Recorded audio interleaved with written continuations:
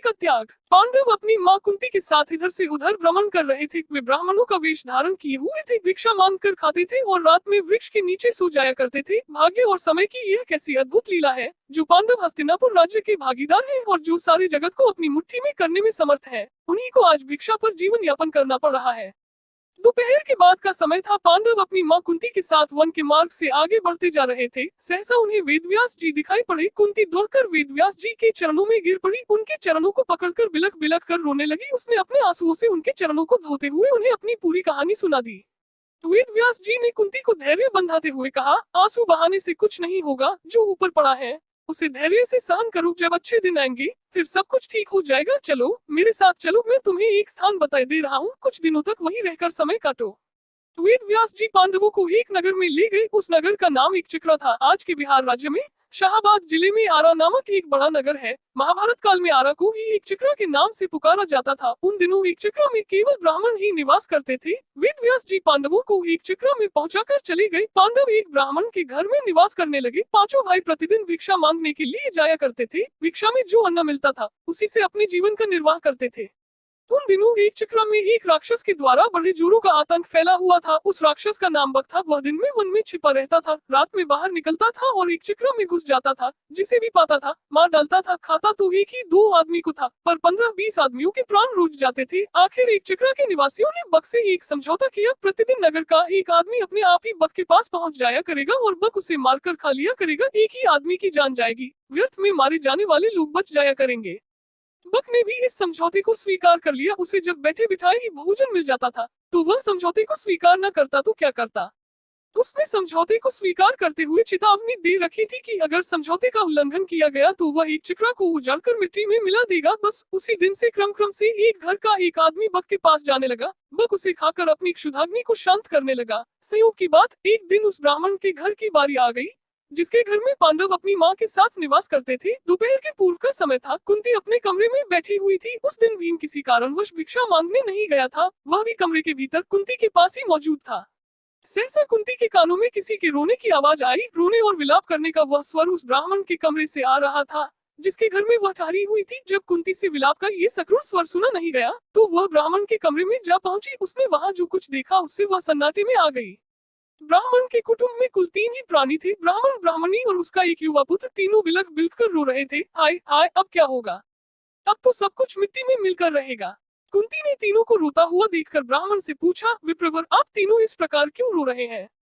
क्या मैं जान सकती हूँ कि किस दारुण कष्ट ने आप तीनों को अत्यंत दुखी बना रखा है? ब्राह्मण ने आंखों से आंसुओं की बूंदें गिराते हुए उत्तर दिया, बहन, तुम सुनकर क्या करोगी? हमारा कष्ट एक ऐसा कष्ट है जिसे कोई दूर नहीं कर सकता। कुंती ने सहानुभूति भरे स्वर में कहा, हम तो गरीब ब्राह्मण हैं, सच है हम आपके कष्ट को दूर नहीं कर सकते, किंतु फिर भी सुनने में हर्ज ही क्या है। हो सकता है हम आपके कुछ काम आ जाएं। जब कुंती ने बहुत आग्रह किया तो ब्राह्मण ने बक राक्षस की पूरी कहानी उसे सुना दी। कहानी सुनाकर उसने सिसकते हुए कहा, बहन, हम कुल 3 ही प्राणी हैं। यदि कोई एक राक्षस के पास जाता है तो वह उसे मारकर खा जाएगा, हमारा घर बर्बाद हो जाएगा। इसलिए हम सोचते हैं कि हम तीनों ही राक्षस के पास चले जाएंगे। हम इसलिए रो रहे हैं, आज हम तीनों के जीवन का अंत हो जाएगा। ब्राह्मण की करुण कथा सुनकर कुंती बड़ी दुखी हुई। वह मन ही मन कुछ क्षणों तक सोचती रही, फिर बोली, विप्रवर, मैं एक बात कहती हूँ, उसे ध्यान से सुनिए। मेरे 5 पुत्र हैं। आज मैं अपने एक पुत्र को आपके कुटुंब की ओर से राक्षस के पास भेज दूंगी। यदि राक्षस मेरे पुत्र को खा जाएगा तो भी मेरे 4 पुत्र शेष रहेंगे। कुंती की बात सुनकर ब्राह्मण स्तब्ध रह गया। उसने परोपकार में धन देने वालों की कहानियां तो बहुत सुनी थी, पर पुत्र देने वाली बात आज उसने पहली बार सुनी। वह कुंती की ओर देखता हुआ बोला, बहन, तुम तो कोई स्वर्ग की देवी ज्ञात हो रही हो। मुझे इस बात पर गर्व है कि तुम्हारी जैसी देवी मेरे घर में अतिथि के रूप में है। तुम मेरे लिए पूजनीय हो। मैं अपने अतिथि से प्रतिदान लूं, यह अधर्म मुझसे नहीं हो सकेगा। मैं मिट जाऊंगा, पर मैं अतिथि को कष्ट में नहीं पड़ने दूंगा। ब्राह्मण की बात सुनकर कुंती बोली, आपने हमें आश्रय देकर हम पर बड़ा उपकार किया है। आप हमारे उपकारी हैं। हमारा धर्म है कि आपको कष्ट में न पड़ने दें। आप अपने धर्म का पालन तो करना चाहते हैं, पर हमें अपने धर्म पालन से क्यों रोक रहे हैं? कुंती ने जब बहुत आग्रह किया तो ब्राह्मण ने उसकी बात मान ली। उसने दबे स्वर में कहा, अच्छी बात है बहन, ईश्वर तुम्हारा भला करे। कुंती ब्राह्मण के पास से उठकर भीम के पास गई। उसने पूरी कहानी भीम को सुनाकर उससे कहा, बेटा, परोपकार से बढ़कर दूसरा कोई धर्म नहीं होता। तुम ब्राह्मण कुटुंब की ओर से बक के पास जाओ। यदि बक तुम्हें मारकर खा जाएगा तो मुझे प्रसन्नता होगी कि मेरा बेटा परोपकार की वेदी पर बलिदान हो गया। भीम ने बड़े हर्ष के साथ अपनी माँ की आज्ञा को स्वीकार कर लिया। उसने कहा, माँ तुम्हारी आज्ञा शिरोधार्य है। बक मुझे क्या मार कर खाएगा, तुम्हारे आशीर्वाद से मैं उसे मिट्टी में मिला दूंगा।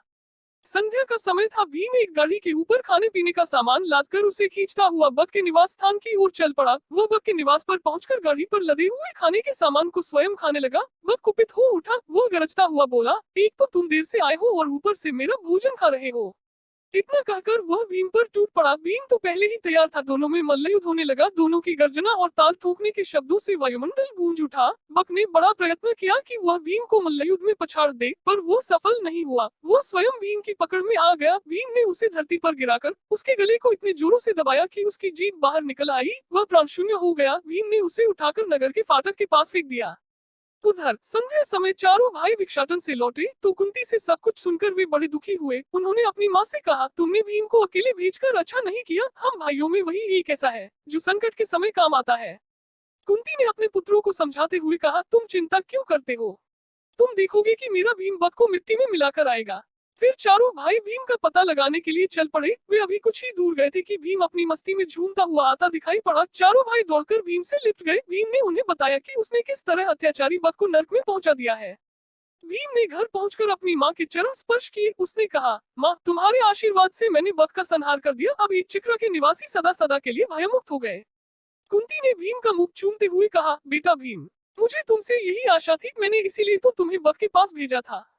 प्रभात होने पर एक चिक्रा निवासियों ने नगर के फाटक पर बक को मृत अवस्था में पड़ा हुआ देखा। उन्हें जहां प्रसन्नता हुई वहां आश्चर्य भी हुआ। बक का वध किसने किया? क्या ब्राह्मण ने? एक चिक्रा के निवासी दौड़े दौड़े ब्राह्मण के घर पहुंचने लगे। थोड़ी ही देर में ब्राह्मण के द्वार पर बहुत बड़ी भीड़ एकत्रित हो गई। ब्राह्मण के जयनाद से धरती और आकाश गूंजने लगा। ब्राह्मण ने भीड़ को शांत करते हुए कहा, भाइयों, बक का वध मैंने नहीं किया है। उसका वध तो मेरे घर में ठहरी हुई ब्राह्मणी के बेटे ने किया है। एक चिक्रा के निवासी इस बात को तो जान गए कि बक का वध ब्राह्मण के घर में टिकी हुई ब्राह्मणी के एक बेटे ने किया है, किंतु अधिक प्रयत्न करने पर भी वे यह नहीं जान सके कि ब्राह्मणी कौन है और उसके पांचों बेटे कौन है। किंतु जानने पर भी ये तो हुआ ही कि एक चिक्रा निवासी ब्राह्मणी और उसके पुत्रों का बड़ा आदर करने लगे। स्वयं ब्राह्मण भी गर्व का अनुभव करने लगा कि जिस ब्राह्मणी के पुत्र के एक चिक्रा के निवासियों को सदा सदा के लिए संकट मुक्त करा दिया है, वह उसके घर में अतिथि के रूप में टिकी हुई है।